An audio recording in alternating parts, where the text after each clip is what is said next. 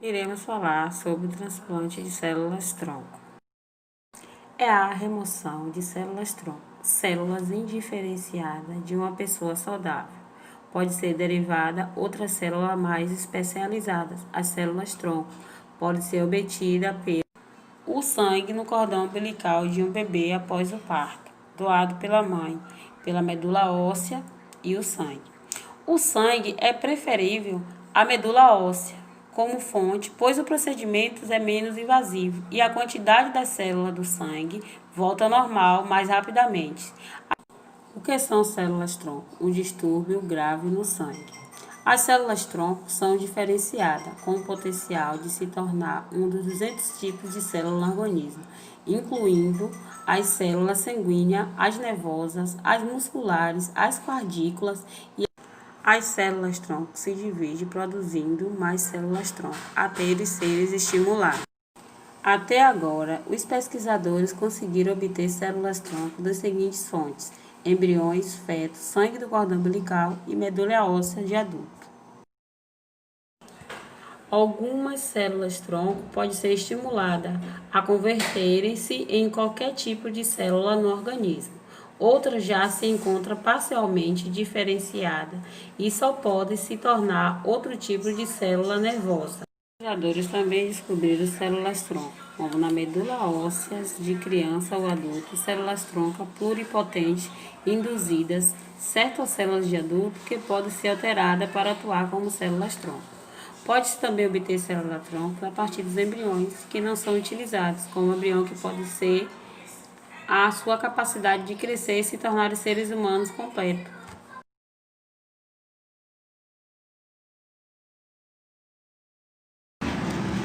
Olá, me chamo Rodrigo. Vou falar um pouco sobre os fetos e algumas células e como funciona o processo.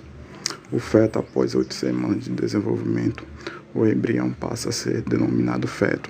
As células-tronco podem ser obtidas a partir de fetos perdidos ou abortados. O cordão umbilical. A célula-tronco pode ser obtida a partir do sangue do cordão umbilical ou da placenta, depois do nascimento do bebê. Estas células-tronco produzem somente células de sangue e têm sido utilizadas para transplantes somente nos últimos anos. Em crianças e adultos, a medula óssea e o sangue da criança e o adulto contém células-tronco.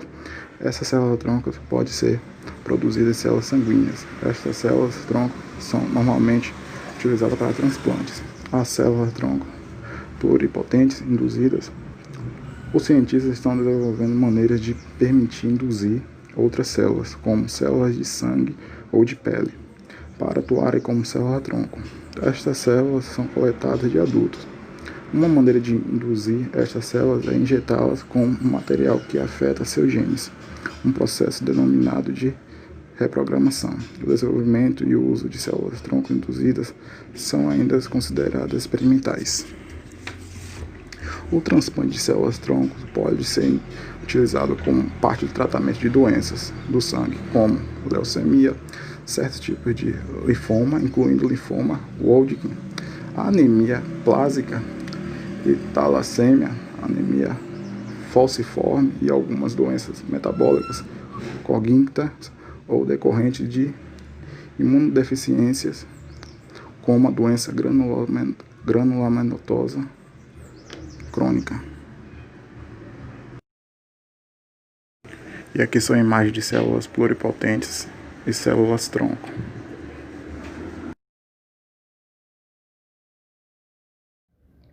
O transplante de célula-tronco pode ser utilizado como parte de tratamento de doenças do sangue, como a leucemia, alguns tipos de linfoma, anemia falciforme e algumas doenças metabólicas congênitas ou decorrentes de imunodeficiência, como a doença granulomatosa crônica. Os transplantes das células-troncos, eles também podem ser realizados em indivíduos que tenham sido tratados com altas doses de quimioterapia ou radioterapia para tratar algum tipo de câncer. Esses tratamentos, eles destruem a medula óssea que produz as células-tronco. Ocasionalmente, o transplante de célula-tronco ele pode ser usado para repor células da medula óssea que foram destruídas durante o tratamento de câncer em um órgão, como o câncer de mama ou neuroblastoma, que é um câncer infantil comum que se desenvolve nos tecidos nervosos. Atualmente, os médicos eles já estão estudando como usar transplante de célula-tronco para tratar as doenças autoimunes, como a esclerose múltipla. Cerca de 30% a 40% dos indivíduos que tiveram um linfoma e 20% a 50% que tiveram leucemia, eles ficam livres de câncer após o tratamento, incluindo o transplante de célula-tronco. O procedimento ele prolonga a vida em indivíduos com mielomas múltiplos e é menos eficaz para o câncer de mama. O procedimento, as células-tronco elas se dividem em células da própria pessoa, que são o transplante autólogo, e células de um doador, o transplante alogênico. Se é dado ao indivíduo com câncer suas próprias células-tronco, as células são recolhidas antes da quimioterapia ou radiação, que pode lesionar as células-tronco. Essas células elas são injetadas novamente no corpo do paciente depois do tratamento. Se as células-tronco forem de um doador, medicamentos para inibir o sistema imunológico, imunossupressores, eles são ministrados ao receptor antes do transplante da célula-tronco. Olá, eu vou dar continuidade aos procedimentos. Eu vou explicar para vocês um pouquinho a respeito do transplante no sangue e na medula óssea. Pode-se obter células-tronco do sangue de adultos durante um procedimento ambulatorial.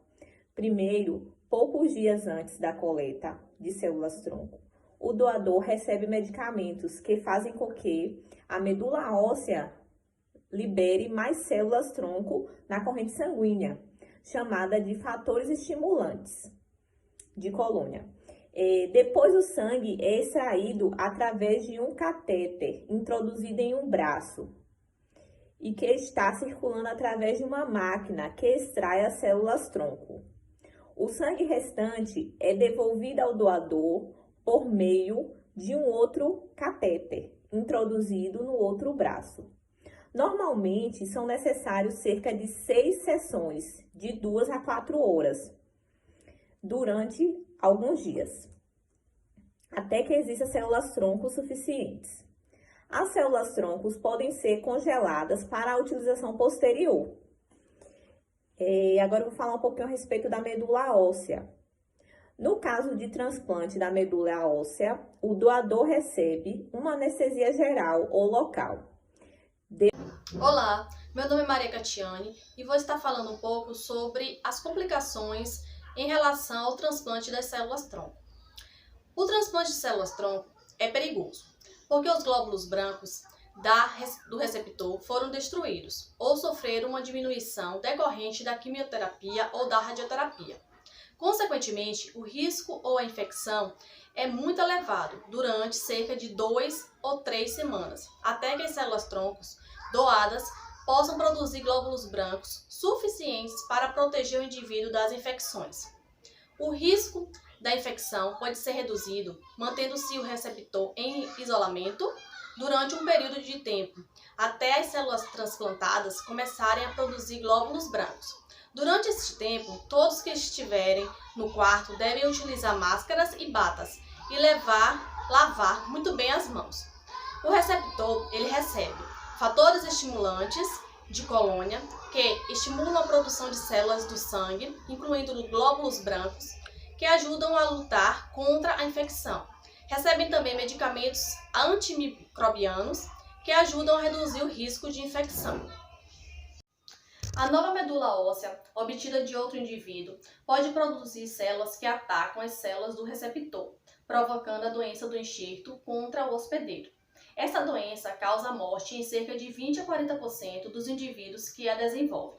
Portanto, se a medula óssea vier de outra pessoa, os receptores recebem imunossupressores para prevenir a doença de enxerto contra o hospedeiro e rejeição. Recorrência da doença original. Se a doença original irá retornar ou não, depende de qual era a doença original, qual era a sua gravidade e qual tipo de transplante usado.